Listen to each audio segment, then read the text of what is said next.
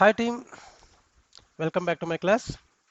And before of this session, we had discussed about the IAM service, and we had get the discussion regarding what are the IAM services, how we are going to use the services, how we are providing the console access, how we are providing the programmatic access. Everything we had discussed in the last class. And coming to today's topic, we are going to discuss about the Elastic Compute Cloud. What is Elastic Compute Cloud? How this service will be useful in AWS? Just first of all, we are going to cover under the theoretical part. So once we had completed the theoretical part, then we will go for the practical session. So today our session is about Elastic Cloud, means Elastic Compute Cloud. That is nothing. It will be called as EC2 service. So what? First of all, understand EC2. What is EC2?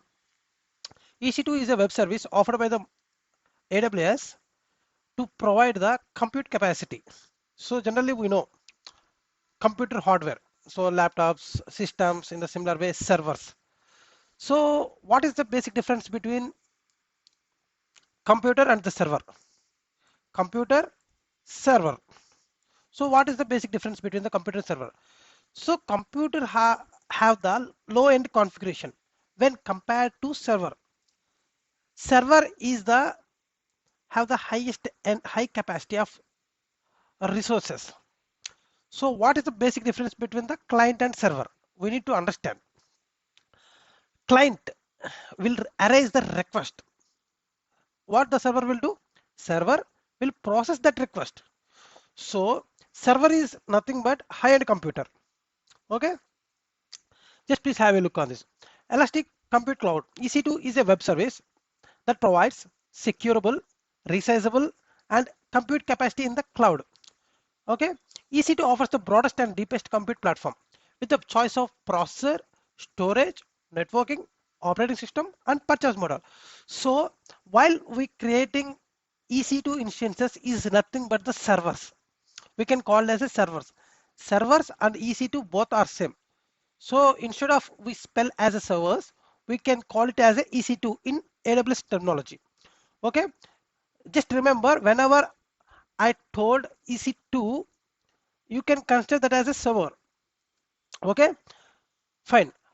While we are creating any EC2 instances, instances is nothing but a mission. While we are going to create any EC2 instances, so we have the choice.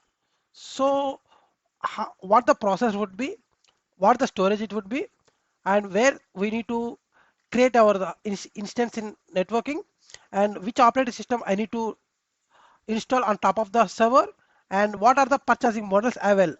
So by considering all those things based on my requirement, I am going to create that EC2 instances. Okay, AWS offers the fastest processors in the cloud, and at the same time it provides the 400 Gbps Ethernet networking. Okay, the cloud which provides 400 Gbps Ethernet networking speed, the fast processor in AWS. EC2 simply web service interface allows you to obtain and configure capacity with minimal friction. And one more thing, this is the only cloud service provider which supports for macOS is nothing but AWS. And as I told you earlier, we have the choice of processor as well. So we can select either Intel processor or AMD processor, or sometimes we can select ARM based process as well. So which processor I need? So as per my requirement, I am going to select those particular processors. And what is reliable, scalable infrastructure on demand? So just please have a look. Suppose if I want to increase the capacity of my servers, so actually I'm running one application in the production environment. Suddenly the load has been increased. So once the load is nothing but the hittings. So the hittings to my application server has been increased suddenly. So what I will do, I need to increase the compute capacity to serve those requests. So what I will do, so I need to increase the servers. So in on-premise, is it possible for you to increase the service capacity immediately? No, not at all. It is highly impossible, because so whenever we have the requirement in on-premises, we need to order, it will take some time to get it delivered, and we need to install, then furtherly we need to configure, then only I will be able to increase. So but in cloud, there is no such kind of requirement is available. So immediately whenever I have the requirement on demand, immediately I will get those resources on instant basis.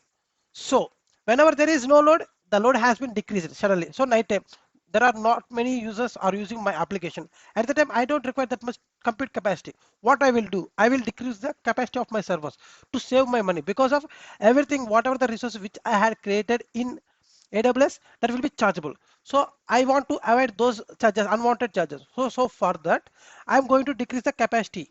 So at the time, I will be charged for less. Okay, whatever the capacity that will either increase or decrease, that will be I will be done within a few minutes, not hours or days. And the SLA commitment, SLA stands for service level agreement, that is for 99.99% of availability of each Amazon EC2 region. In every region, as we discussed earlier, we have region availability zones. So it provides the, as AWS will provide the SLA of 99.99%. And the AWS region or AZ model has recognized by the Gartner as a recommended approach for running the enterprise applications that requires high availability. Where we require high availability means if I run my enterprise application over the internet, the users are not going to experience such kind of bad experiences because of if any user wants to access my application, if he gets some downtime, what he felt, the application is not working properly and he next time he is irritated to use my application. So I don't want, then I will at that time I will lose my customers. Then the application is also not good. As if I run my application, if I run my enterprise application, what my requirement is, so everybody can be able to access my application at any point of time without fail. There is very less chance to down my application. So that is my requirement. Hope the AWS will provide very high availability solution to run my application. That means enterprise applications. So what are the purchasing models? We have different types of purchasing models are available in AWS. First one is on-demand instance. The second one is reserved instance, spot instance. So tenancy options like that: shared tenancy, dedicated host. So instance families: general purpose, compute optimized, memory optimized, accelerate computing, and storage optimized. So based on my requirement, suppose if I am using some normal application, I am using the general purpose. So suppose I need high compute capacity. At the time I am using the compute optimizer. So as per my project requirement, as per my application requirement, so whichever is suited, so that instance family I will be selected. Suppose I am running database servers, I need storage like that. So, so each and everything we had discussed in detail in the further slides. Okay, what is on-demand instance? There is no commitment. First of all, on-demand means whenever I have the requirement, I am going to create the EC2 instance, and whenever there is no requirement, I am going to delete. There is no commitment. And upfront, no upfront first. Upfront means future. If I create an instance now, if I want to destroy it after some time, that means after 1 hour, I will do that. But for some service providers, there is a commitment is required. Suppose if I want to deploy my infrastructure in that particular environments, there is a minimum 1 month or 6 months or 1 year duration is mandatory. Even though we are not using those services, but we need to pay for those particular period of time. Their minimum SLAs. So here coming to AWS, there is no such kind of commitment is required. So whenever I have the requirement, I will create. Whenever I don't have the requirement, I am going to delete. Pay as you go model. This is very much important because of whatever the resources I had used, I am going to pay for those services. It's highly flexible on demand instance. And coming to reserved instance. So when we are going to use, suppose if I have application, my application is going to run for certain years for future, I know. So I had commitment to run my application for 2 to 3 years, at least 2 to 3 years in the cloud environment. So what I choose, instead of selecting the on-demand instances, I am going to take the reserved instances. I am going to reserve instances for next 2 to 3 years. What AWS will provide. So on demand, if I am the regular user, suppose if you go any shop to take anything to buy anything. So if you go one time, he will not give any discount to you. Suppose if you're going to shop regularly, he will provide some discount to you because of you are the well-known customer. You never went out of his shop, so that's why he provides some discount to you. So in the similar way only, the reserved instance is nothing but when we opted for the reserved instances, the AWS will provide the some certain level of discounts over when compared with on-demand instances. So what is the term commitment? Even sometimes it is 1 year and sometimes it is 3 year. So there is no some partial upfront, or sometimes it will be full upfront is there. So we have the payment options available and offering classes, how it will be offering. So sometimes I had committed. So this particular instance I will be used for the next 1 to 2 years. At that time, I'm going to set the standard. So only this standard instance will be used for those particular period of time. I know, but I want to my requirements has going to change regularly. Sometimes I need a standard and sometimes I need the convertible. Means if I first time I had taken standard. So after 6 months, I want to move my equipment to advanced equipment. So at that time, I need to convert. So that's why if I select the convertible option, then the option will be enabled for me.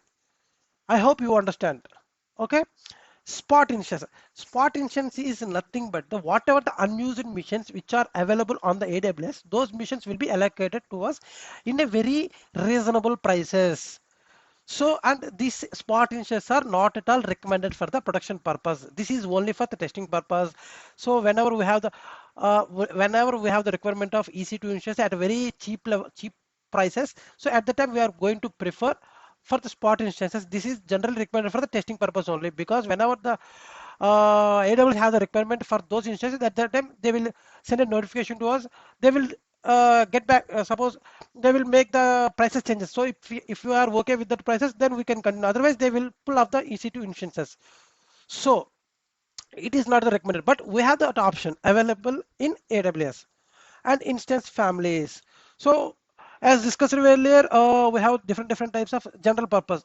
So generally, as in the name itself, it is used for general balance of compute, memory, and network. You have equal memory, compute capacity, as well as networking resources. Ideal for applications that use these resources in equal portions. Mm, T4G, T3 missions, T3A, T2. These missions have the minimal requirement. I'm not installing any such kind of big kind of application. So that I have a general minimal application. I want to run my application in a equal portion. At the time, I'm going to use the general purpose. Second thing is compute optimized. Whenever ideal for compute bound application and benefit from the high performance processors. So whenever my load is very high, it needs high processing speed. At the time, I am using the compute optimized, memory optimized. Generally, it will be where it will be used for which purpose? Memory optimized, big data, data analytics, databases, caches in real time, big data analytics. We are going to use the memory optimized instances. These are the examples of the those instance family type. So accelerated computing. So generally where we are going to use this accelerated. So for gaming applications, more CPU and more CPU, more graphical user interface required. So these are the missions P4, P3, P2. These are the missions where we are going to use in the accelerated computing. So instance family, storage optimized. Storage optimized instances are designed for the workloads that require high sequential read and write access to very large data sets on local storage. This kind of missions where we require the low latency, random input output operations per second, and IO pace to applications. Means it is used in highly used in database applications. So these are the missions where we are going to use in the database applications. This is highly costable, and we know now where we had required the high storage capacity. And coming to tenancy models, we have different type of models available. Suppose shared tenancy. In the name itself, it is showing as a shared. Means we are going to share the hardware. Suppose if we have one mission, one hardware on the AWS cloud. In that hardware, I am going to create my instances. The other company person also will be able to create her in their respective instances. But my company instance will never ever communicate with the other company instances. There is a strong structure is there. So AWS will provide that security mechanism. That is their internal things. But AWS can make sure that the instances created by the one company will never ever will be able to communicate with the shared instance created by the another company. Okay, but uh, I don't have trust on AWS.